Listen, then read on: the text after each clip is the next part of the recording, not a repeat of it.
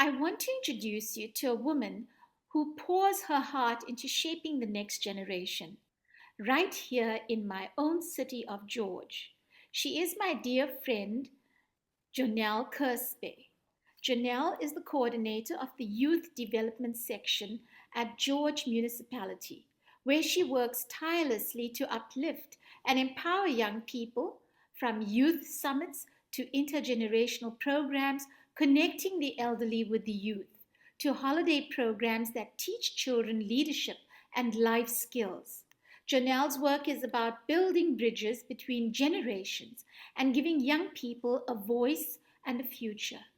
Her dedication reminds us that Women's Month isn't only about looking back, it's about the women shaping tomorrow today.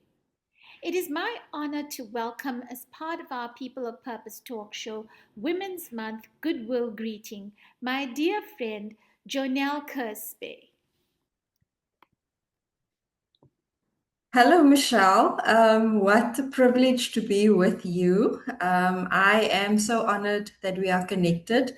And it's always uplifting when we speak with and to one another. And I think just in brackets, we still have a pending date We do, we between the two do. of us, a lovely girls' date. So I'm also looking forward to that. So I'd also like to wish you a happy Women's Month. Thank you very much. I received that. Thank you, Janelle. That's very kind of you, and that was a beautiful greeting as well. So, Janelle, as someone who works so closely with young women in our own community, what does Women's Month mean to you today? And how far do you feel we've come in truly honoring women's contributions to our democracy? Thank you for that question, Michelle. I think it's a very important question. My assumption would be that women are generally um, nurturers by nature. So, and they're also generational in the way that they approach things, which means we often tend to think of the next person, the next generation. So I see that, especially in the sphere of development that I am moving in, we find a lot of women that are involved in community development, whether it is with the young people, whether it is with the elderly. So you see a lot of women, and I think women recognize and realize the importance of generational contribution towards development.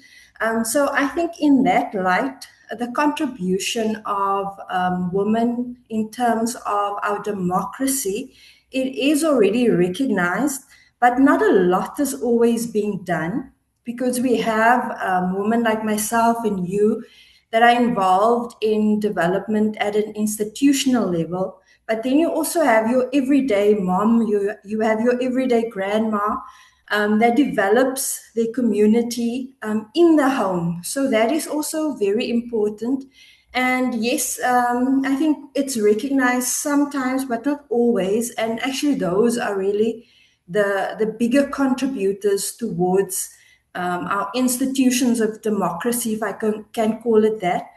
So those are the everyday person that works tirelessly within their home to contribute towards the development of the next generation in their home, in their street. And it's not necessarily the institutional, commitments that are always or that always needs to be honored, but it's also the everyday person Mhm. that needs to be honored for what they are doing. So it's the unseen heroes that I feel that needs to be recognized more for their contributions in our country. A lot of times it's those people that are on the pedestals that are recognized. Yes. So I think today on your talk show, I would also just like to recognize those women that are standing in their homes, that we don't see the faces. We don't recognize always or realize what they are doing, but I'd like to recognize them today for their tireless contribution to our processes of democracy. Beautiful, beautiful, beautiful. That is a stunning um, greeting for our women, I think, as part of Yeah. that message is powerful. And thank you for that, Janelle. Um, I wouldn't have expected less from you anyway. That was just so beautiful and so comprehensive as well. And thank you for also reaching out to our moms and grandmoms who are doing life and Mm. living life, quietly, unassumingly, and as you say, not on a pedestal. Nobody sees. Yeah, There's a lot of them that no one's seeing, and they're practically building a whole country, silently. definitely, Yeah, thank you definitely. for that. So, Janelle, what do you believe women, South African women, still need most, whether in their homes, community, or the country at large, in terms of feeling safe, valued, and being truly free?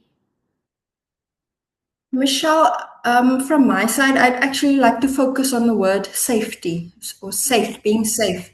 Mhm, It's actually a massive, if I can use the word pandemic within South Africa, that as women we don't feel safe. mhm, I was in Cape Town recently, actually in Stellenbosch, mhm, and I jokingly sent a photo to some of my friends how I put a couple of chairs in front of the door, just to make sure that if during the night, whilst I'm sleeping, somebody's at the door, then I will be able to hear that somebody's at the door. So it's mhm, actually not funny, mhm, the fact that we don't feel safe in our own country. mhm, I don't feel safe during the day, at night, to walk in certain places, mhm. or even with my own belongings. Yes, So, and besides the fact that environmentally a lot of women don't feel safe, a lot of women don't feel safe in their personal and private spaces. yes, So, I see that the institutions of government and even democracy are failing women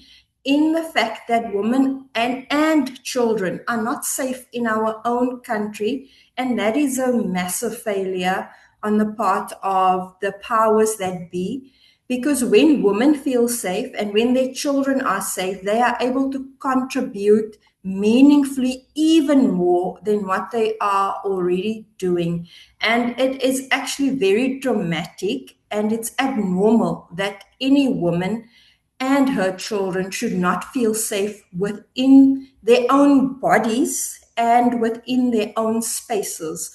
And I would actually like to encourage our men to step up more, and ensure that our women and their children that they are safe, and that the men speak to the men that they are aware of that don't contribute to the overall safety and well-being of our women and children. So that for me at this point in time as a woman is the biggest failure, in the fact that you do not feel safe. I do not feel safe in my own body and then in my environment. So there is a lot of work still that needs to be done in that sphere of safety for women and children in our country.